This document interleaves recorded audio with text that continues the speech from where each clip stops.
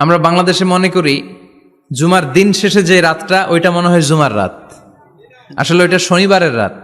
ইয়াউমুস সাবত, ইয়াউমুস সাবত, ইয়াউমুল আহাদ, ইয়াউমুল ইসনাইন, ইয়াউমুল সুলাসা, ইয়াউমুল আরবিআ, ইয়াউমুল খামিস, ইয়াউমুল জুমআহ।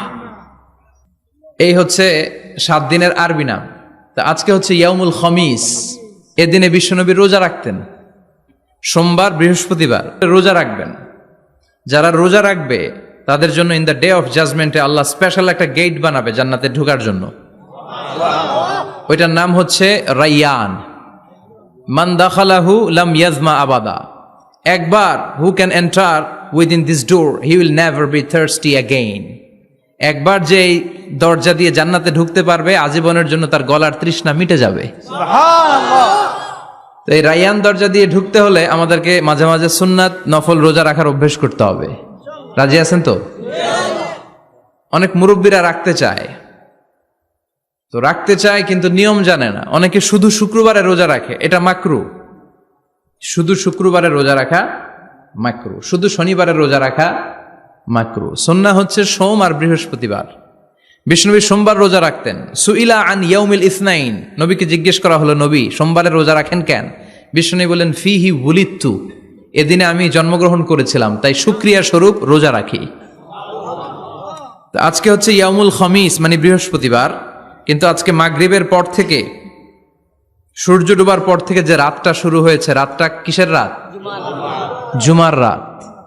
এজন্য আমি সূরাতুল জুমা থেকে একটি আয়াত তেলাওয়াত করেছি।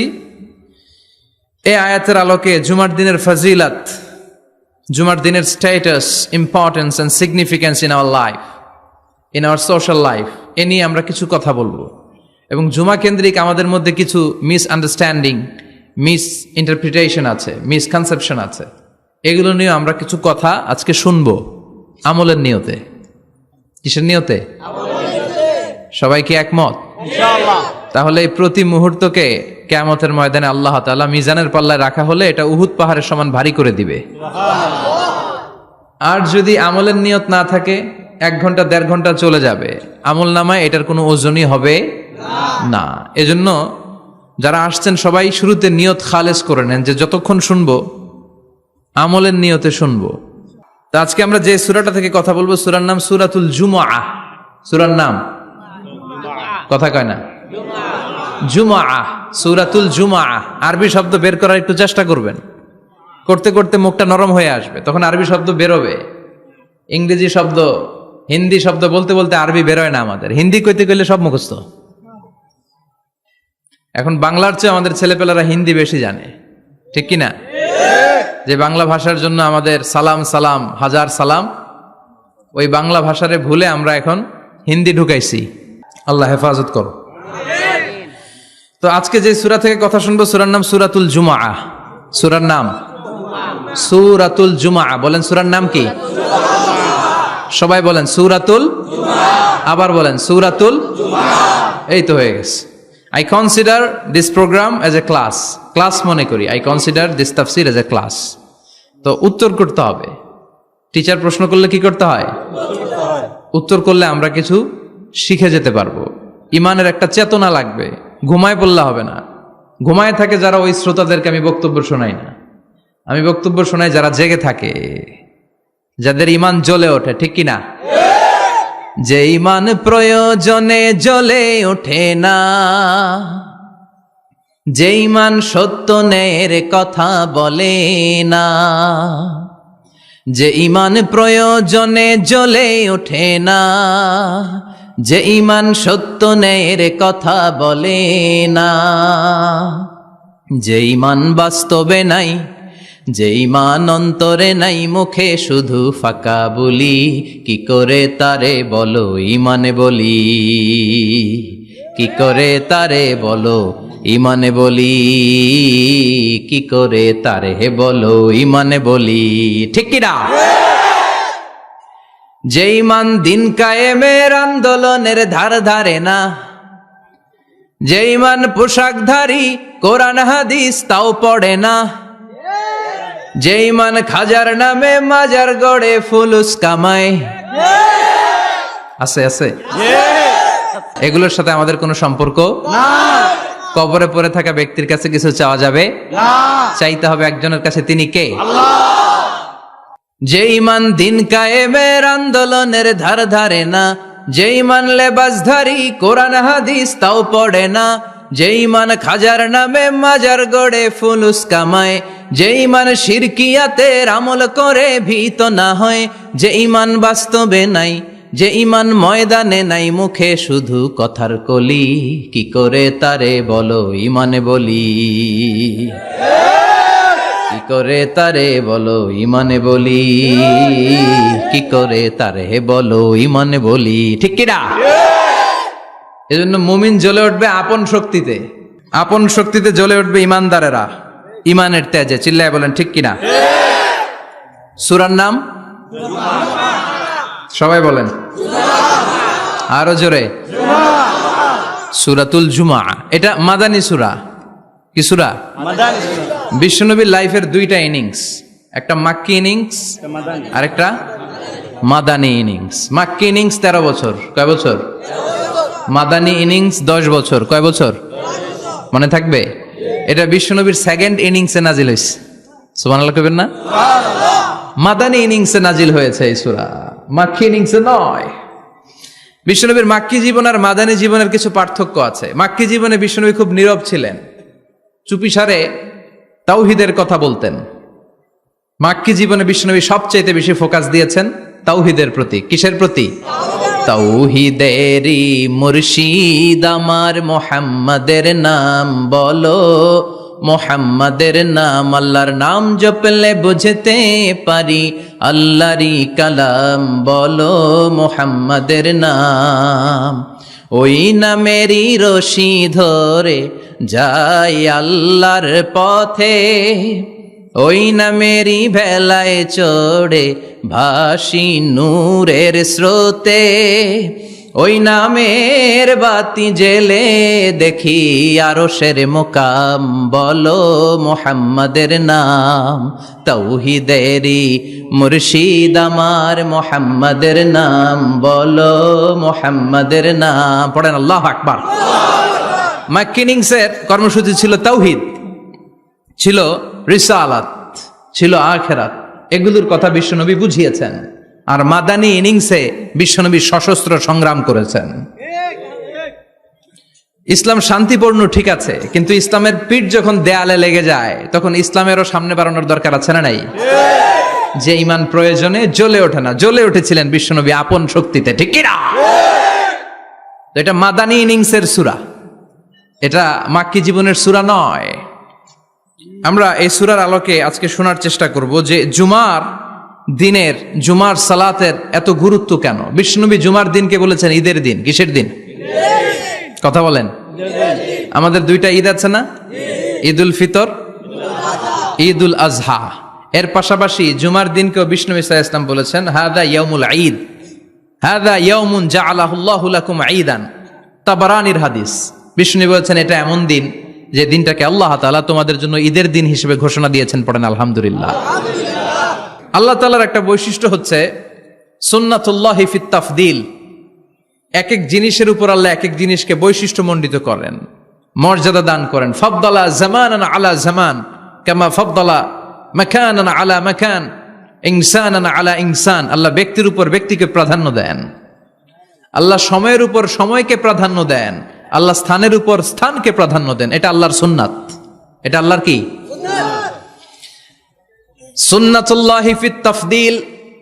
ফাদ্দালা জামানান আলা জামান কামা ফাদ্দালা মাকানান আলা মাকান, ইনসানান আলা ইনসান। পৃথিবীর সব মানুষগুলো এক রকম নয়, এক মর্যাদার নয়। আবার লক্ষাধিক নবী আল্লাহ দুনিয়ায় পাঠিয়েছেন, সব নবীর মর্যাদাগুলো কি সমান নাকি? সব নবীদের মধ্য থেকে বিশ্বনবীর মর্যাদা বাড়িয়ে দিয়েছে কে? আবার পৃথিবীতে শহরের শেষ নাই, হাজার হাজার শহর, হাজার হাজার লক্ষ লক্ষ শহরের মধ্য থেকে মক্কা শহরের মর্যাদা বাড়িয়ে দিয়েছে কে? আবার এই পৃথিবীতে অনেকগুলো সময় আছে, অনেকগুলো রাত্রি আছে, অনেকগুলো ক্ষণ আছে, অনেকগুলো মুহূর্ত আছে। একটা মুহূর্তের উপর আরেকটা মুহূর্তকে প্রাধান্য দিয়েছে কে? বলেন তো পৃথিবীতে সবচাইতে 365 দিনের মধ্যে শ্রেষ্ঠ দিন কোনটা? জুমা। আরাফার দিন। কোন দিন? কথা বলেন। আরাফাত। হজে যারা গিয়েছেন আরাফার দিন দেখেছেন না? ইজহার আর রেদা পরে আমরা লাব্বাইক আল্লাহুম্মা লাব্বাইক বলি। এটা সারা বছরের মধ্যে শ্রেষ্ঠ দিন। আল আরাফা আল হাজ্জু আরাফা, আরাফাটাই হজ। কেউ যদি আরাফার দিনে থাকতে পারে তার হজ হয়ে গেছে, আলহামদুলিল্লাহ কোন। আলহামদুলিল্লাহ। আর হজে সব করেছে, আরাফা করে নাই, হজ হবে না। কথা বলেন, হজ হবে না। তার মানে বছরের শ্রেষ্ঠ দিন আরাফার দিন। এদিন আল্লাহ এত সংখ্যক বান্দাকে একসাথে ক্ষমার ঘোষণা দেন, বছরের কোন দিন এত মানুষকে ক্ষমা করেন না। সুবহানাল্লাহ। আবার শয়তান ওই দিনে এতটা লাঞ্ছিত বোধ করে, এতটা অপমান বোধ করে, বছরের কোন দিন শয়তান এত অপমানিত হয় না। এজন্য বিশ্বনবী বলেছেন খায়রুদ দুআ দুআ। কোন দিন? এবার বলেন বছরের সবচেয়ে শ্রেষ্ঠতম রাত কোনটা? কদরের রাত। ইন্না আনজালনাহু ফি লাইলাতুল কদর। ইন্না আনজালনাহু ফি লাইলাতিল কদরি ওয়া মা আদরাকা মা লাইলাতুল কদর লাইলাতুল কদরি খায়রুম মিন আলফি শাহর। হাজার মাসের চেয়ে সেরা। ওই রাতে আবাদত করলে, হাজার মাস যাবত আবাদত করলে যেই সওয়াব, ওই পরিমাণ সওয়াব আমলনামায় তুলে দিবে কে? আল্লাহ। শ্রেষ্ঠ রাত কদরের রাত। এবার বলেন বছরের সবচাইতে শ্রেষ্ঠতম মাস কোনটা? রমজান মাস।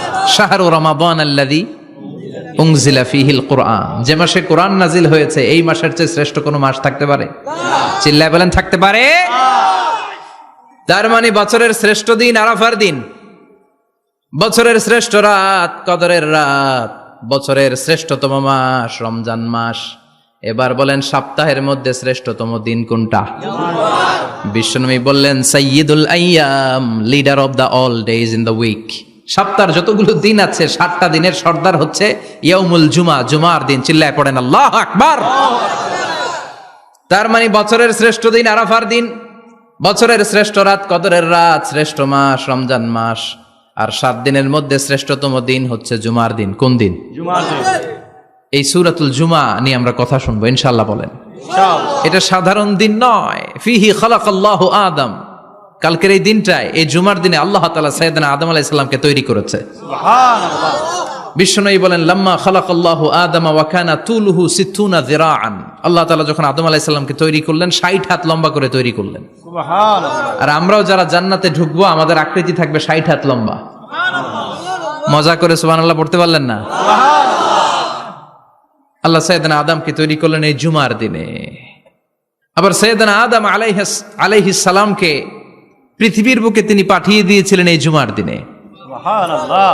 কুল নাহবিতু মিনহা জামিআ, O Adam go down with your wife, তোমার স্ত্রী হাওয়াকে নিয়ে পৃথিবীতে নামো। সাইয়েদনা আদম আলাইহিস সালামকে আল্লাহ তাআলা পাঠিয়েছিলেন শ্রীলঙ্কার একটা পাহাড়ে, অ্যাডামস পিক। ওখানে ঐতিহাসিকভাবে প্রমাণিত, এটা হাদিসে নেই, কুতুবুত তারিখে এসেছে। শ্রীলঙ্কা একটা পাহাড় আছে, কলম্বো থেকে অনেক দূর। ওই পাহাড়ের চূড়ায় সাইয়েদনা আদম আলাইহিস সালামের ফুটপ্রিন্ট আছে। ফুটপ্রিন্ট মানে পায়ের ছাপ। সুবহানাল্লাহ পড়ে। সুবহানাল্লাহ। এটারে বলে ফিঙ্গারপ্রিন্ট। এটারে কি বলে? পায়ের গুলারে একজনের আঙ্গুলের ছাপের সাথে একজনের আঙ্গুলের ছাপের মিল নাই। শুধু তাই না, আমার এই আঙ্গুলের সাথে এই আঙ্গুলের ছাপের কোনো মিল নাই। আয়াহসাবুল ইনসানু আল্লান নাজমা ইযামা বালা কাদিরিনা আলা আন নুসাউবিয়া বানানা। আল্লাহ বলেন গোলাম, তুমি মনে করেছো তোমার হাড্ডি গুড্ডি পচে যাবে, তোমাকে আমি একত্রিত করে আবার বানাতে পারবো না? বানানো তো অনেক দূরের কথা, আমি তো তোমার আঙ্গুলের ছাপগুলো সংরক্ষণ করে রেখেছি। চিল্লায় পড়েন আল্লাহু আকবার। 1880 সালে স্যার ফ্রান্সিস গাল্টন নামে একজন বিজ্ঞানী, তিনি আবিষ্কার করেছেন যে আমাদের আঙ্গুলের ছাপগুলো আলাদা, ফিঙ্গারপ্রিন্ট আলাদা। এই 10টা আঙ্গুলের একটার সাথে আরেকটার কোনো মিল নাই।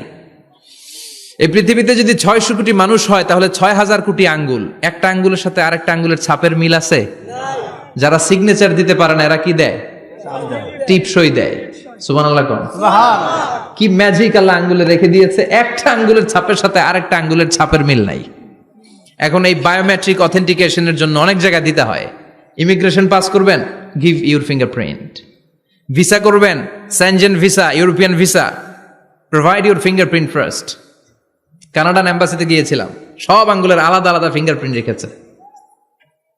এখন এটা অথেন্টিকেশনের জন্য সিকিউরিটি পারপাস খুব গুরুত্বপূর্ণ, কিন্তু 1500 বছর আগে, 1880 মানে কি 200 বছর তো না, 200 বছর আগে বিজ্ঞানীরা আবিষ্কার করলো। 1500 বছর আগে সূরাতুল কিয়ামার ভিতরে ফিঙ্গারপ্রিন্টের কথা বলেছে কে? আর পায়েরটারে বলে ফুটপ্রিন্ট। এটা প্রাণীদের ক্ষেত্রে প্রযোজ্য, কারণ প্রাণীদের আঙ্গুল নাই, আছে? ওদের আছে পা। বাঘের কয় পা? কথা কয় না, 4 পা। আচ্ছা, বাঘের হাত কয়টা? হাত নাই, ওদের পা, ফলে ওদের ফুটপ্রিন্ট লাগে। সুন্দরবনে কয়টা বাঘ আছে এটার একটা হিসাব আছে। কি করে বলে, কেমন করে হিসাব করে? বাঘের কাছে যে গুনে, চেহারা তো একরকম, একটারে 3 বার গুনবে। কথা কন, কিভাবে গনে তাহলে? বাঘসুমারি হয় কিভাবে?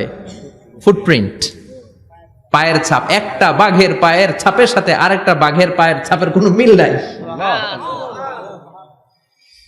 আবার কাবা ঘরের পাশে একটা ছোট্ট জায়গা আছে, এই জায়গার মধ্যে রাব্বুল আলামিন সব নবীদের পিতা সাইয়েদনা ইব্রাহিম আলাইহিস সালামের ফুটপ্রিন্ট রেখে দিয়েছেন। ওয়াত্তাখিযু মিম মাকামি ইব্রাহিম মুসাল্লা, সাইয়েদনা ইব্রাহিমের দাঁড়ানোর জায়গায় তোমরা নামাজের জায়গা করে নাও। আল্লাহু আকবার।